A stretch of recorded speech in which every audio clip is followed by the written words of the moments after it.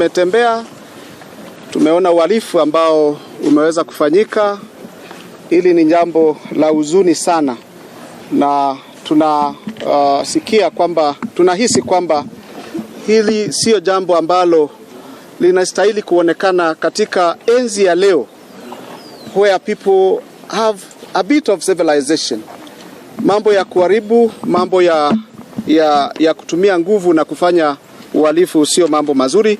Kwa hivyo tunahuzunika kuona hayo yamefanyika katika kanisa letu. Tutakuwa na unenaji mdogo, doing a press statement, na tutakuwa na watu ambao wataongea. Tutakuwa na Olenado, Sheikh Olenado ambaye ndiye chairman wa Supreme Council of Kenya Muslim. Tuna Abdullahi Abdi from NAMLEF, National Muslim Leaders Forum. Tutakuwa na moderator mwenyewe ataongea tena, na mimi nitaweza kuongea. Kama kuna mambo ambao and I hear the one commissioner from NCIC is here.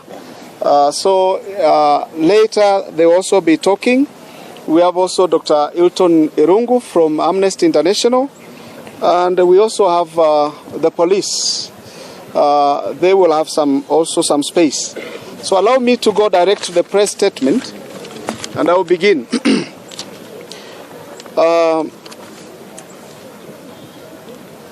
Members of the press, residents of Kibra, people of Kenya, we as religious leaders and the umbrella of the Interreligious Council of Kenya are meeting here in Kibra constituency, weighed down by the unfortunate event that started yesterday morning during the mass protests, culminating in a night of arson, tears, anger and losses by families of Muslims and Christians here.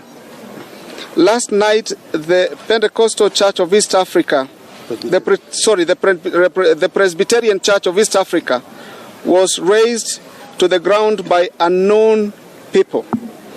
Last night, the Masjid Al-Aqsa Islam Mosque was also set on fire by unknown arsonists. Last night, loss of property, including PCA school and homes around, were disturbed by the unrest and lost property to the night inferno.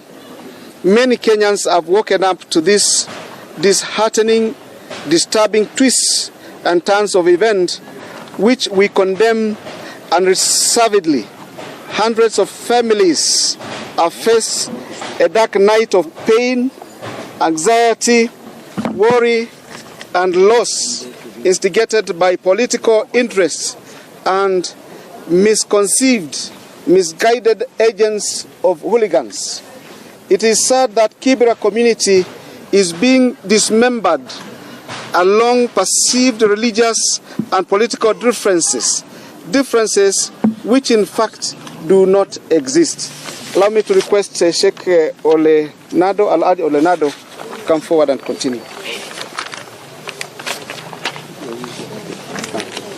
Bismillahirrahmanirrahim.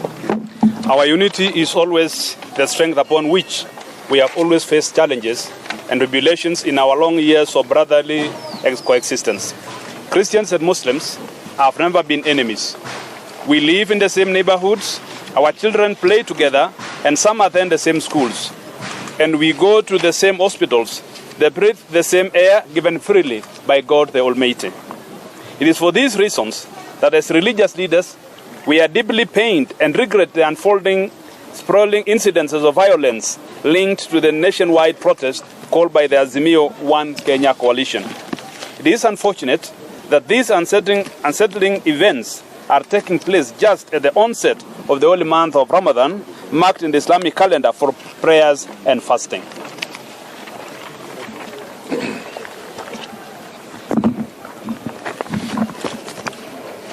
The people of Kenya do not want a civil war. The people of Kibra are not ready or willing to be dismembered or to be used as tools of political convenience in the hands of some politicians. Right here, at this particular moment, in these disturbed Kibra grounds, we call on all Kenyan politicians to rise to the higher ground of sobriety and put the country first. First, we call on His Excellency, President William Samoei Ruto, to inclusively steady the ship of state.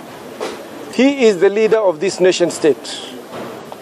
And through his administration, with the instruments of power, to creatively use the power to make Kenya the home for all the people. Secondly, we appeal to former Prime Minister, Honorable Raila Odinga, to go easy on his militant supporters to be peaceful.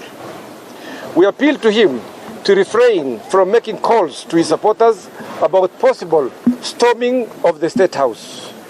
Thirdly, we are calling on politicians to refrain, to cease and desist from using inflammatory language in political meetings and social media, to advance hard stances and to incite their ardent followers, which has inadvertently led to the unfortunate events of last night here in Kibra.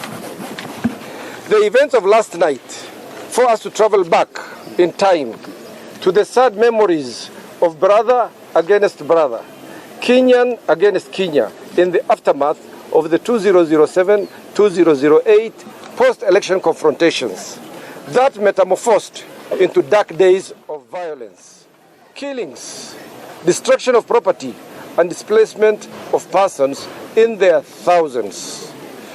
The stain of that time remains our national shame to date. In the foregoing, we call on one, His Excellency the President, William Ruto, and the former Prime Minister, Honorable, the Right Honorable Raila Odinga, to have a coordinational meet-up and discussion to quell political tension in the country. They must meet and come together and talk. We demand. Yes. As the Mio One Kenya Coalition, we call upon you to call off the demonstrations and use alternative approaches to handle your grievances. Civil society organizations to stop being sucked into political persuasions, but retain their positions as the dependable nerve centers of good governance, leadership, and national security advocacy. Religious leaders to fully engage political leaders in non-partisan ways for the good of the country and interreligious support to national leadership.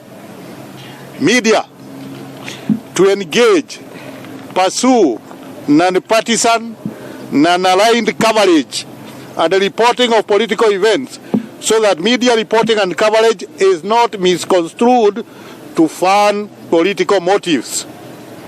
Politicians to immediately stop aggressive political mobilization aimed at destabilizing national peace and security. National Security Council to intervene and direct the state of internal threats to national security without further delay.